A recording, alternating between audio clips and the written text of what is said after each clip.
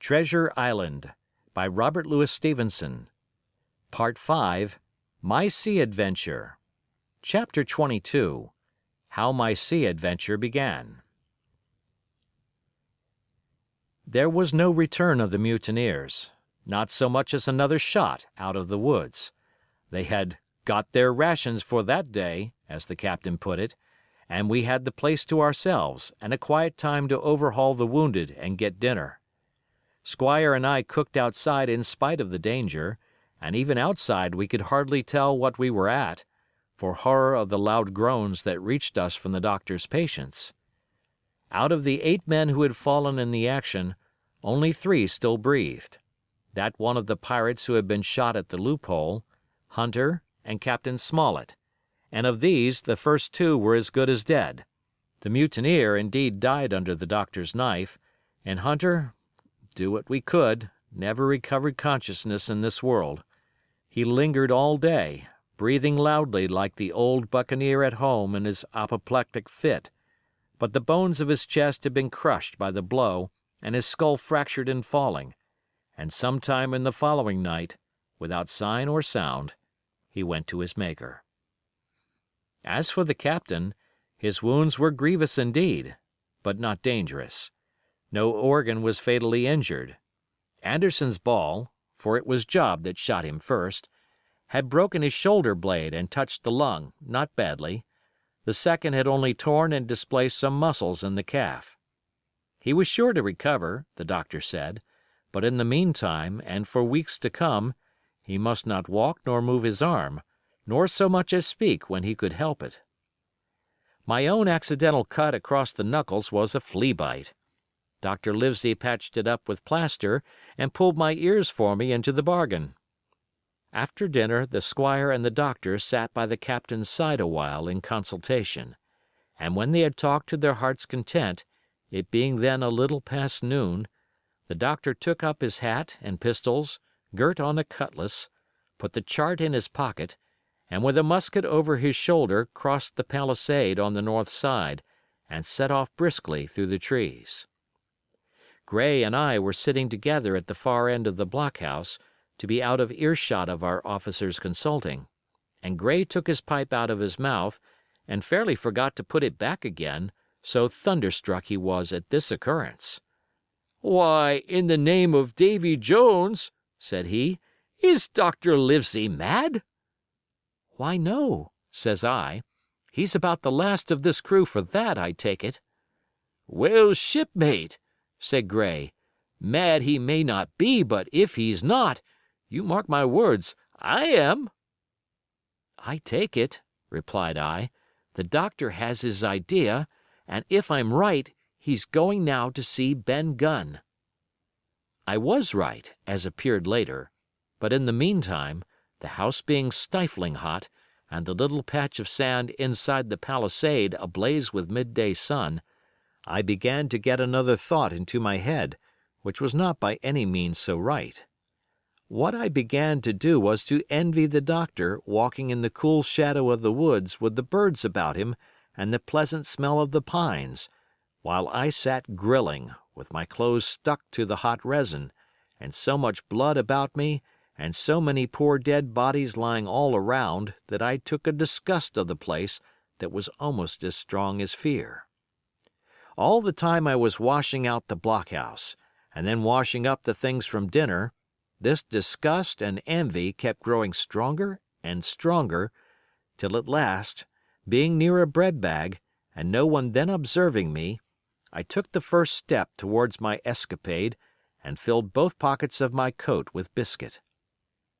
I was a fool, if you like, and certainly I was going to do a foolish, overbold act, but I was determined to do it with all the precautions in my power. These biscuits, should anything befall me, would keep me, at least, from starving till far on in the next day.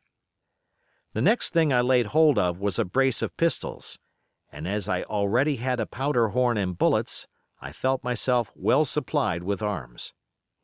As for the scheme I had in my head, it was not a bad one in itself.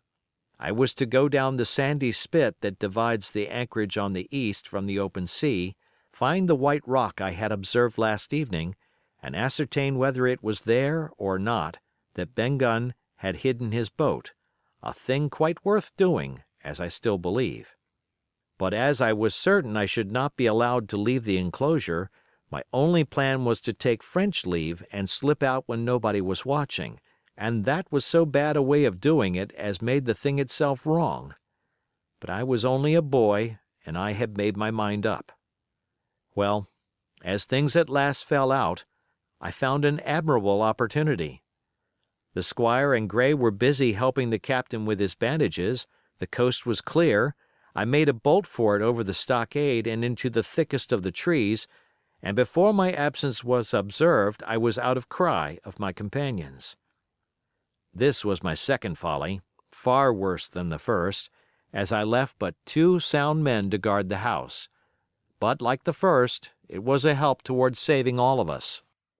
I took my way straight for the east coast of the island, for I was determined to go down the sea side of the spit to avoid all chance of observation from the anchorage. It was already late in the afternoon, although still warm and sunny. As I continued to thread the tall woods, I could hear from far before me not only the continuous thunder of the surf, but a certain tossing of foliage and grinding of boughs which showed me the sea breeze had set in higher than usual.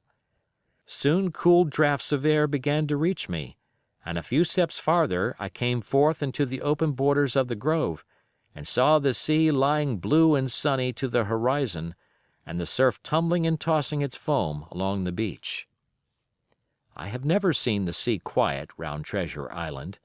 The sun might blaze overhead, the air be without a breath, the surface smooth and blue, but still these great rollers would be running along all the external coast, thundering and thundering by day and night, and I scarce believe there is one spot in the island where a man would be out of earshot of their noise. I walked along beside the surf with great enjoyment, till, thinking I was now got far enough to the south, I took the cover of some thick bushes and crept warily up to the ridge of the spit. Behind me was the sea, in front the anchorage. The sea breeze, as though it had the sooner blown itself out by its unusual violence, was already at an end. It had been succeeded by light, variable airs from the south and southeast, carrying great banks of fog, and the anchorage, under lee of Skeleton Island, lay still and leaden as when first we entered it. The Hispaniola, in that unbroken mirror, was exactly portrayed from the truck to the waterline, the Jolly Roger hanging from her peak. Alongside lay one of the gigs, silver in the stern sheets, him I could always recognize, while a couple of men were leaning over the stern bulwarks. One of them with a red cap, the very rogue that I had seen some hours before stride legs upon the palisade. Apparently they were talking and laughing, though at that distance, upwards of a mile, I could, of course, hear no word of what was said. All at once there began the most horrid, unearthly screaming, which at first startled me badly, though I had soon remembered the voice of Captain Flint, and even thought I could make out the bird by her bright plumage as she sat perched upon her master's wrist. Soon after, the jolly boat shoved off and pulled for shore, and the man with the red cap and his comrade went below by the cabin companion. Just about the same time, the sun had gone down behind the spyglass, and as the fog was collecting rapidly, it began to grow dark in earnest. I saw I must lose no time if I were to find the boat that evening. The white rock, visible enough above the brush, was still some eighth of a mile further down the spit, and it took me a goodish while to get up with it, crawling, often on all fours, among the scrub. Night had almost come when I laid my hand on its rough sides. Right below it there was an exceedingly small hollow of green turf, hidden by banks and a thick underwood about knee-deep, that grew there very plentifully, and in the center of the dell, sure enough, a little tent of goatskins, like what the gypsies carry about with them in England. I dropped into the hollow, lifted the side of the tent, and there was Ben Gunn's boat. Homemade if ever anything was homemade, a rude, lopsided framework of tough wood, and stretched upon that a covering of goatskin, with the hair inside. The thing was extremely small, even for me, and I can hardly imagine that it would have floated with a full-sized man. There was one thwart set as low as possible, a kind of stretcher in the bows, and a double paddle for propulsion. I had not then seen a coracle, such as the ancient Britons made, but I have seen one since, and I can give you no fairer idea of Ben Gunn's boat than by saying it was like the first and the worst coracle ever made by man. But the great advantage of the coracle it certainly possessed, for it was exceedingly light and portable.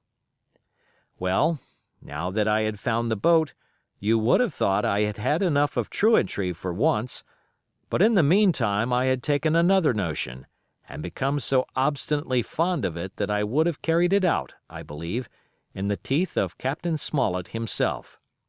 This was to slip out under cover of the night, cut the Hispaniola adrift, and let her go ashore where she fancied. I had quite made up my mind that the mutineers, after their repulse of the morning, had nothing nearer their hearts than to up anchor and away to sea. This, I thought, it would be a fine thing to prevent, and now that I had seen how they left their watchman unprovided with a boat, I thought it might be done with little risk.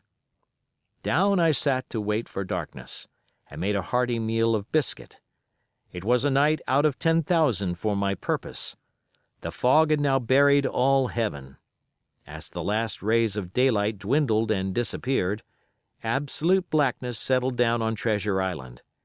And when, at last, I shouldered the coracle and groped my way stumblingly out of the hollow where I had supped, there were but 2 points visible on the whole anchorage.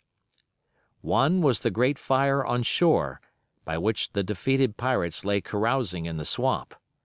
The other, a mere blur of light upon the darkness, indicated the position of the anchored ship. She had swung round to the ebb. Her bow was now towards me, the only lights on board were in the cabin, and what I saw was merely a reflection on the fog of the strong rays that flowed from the stern window.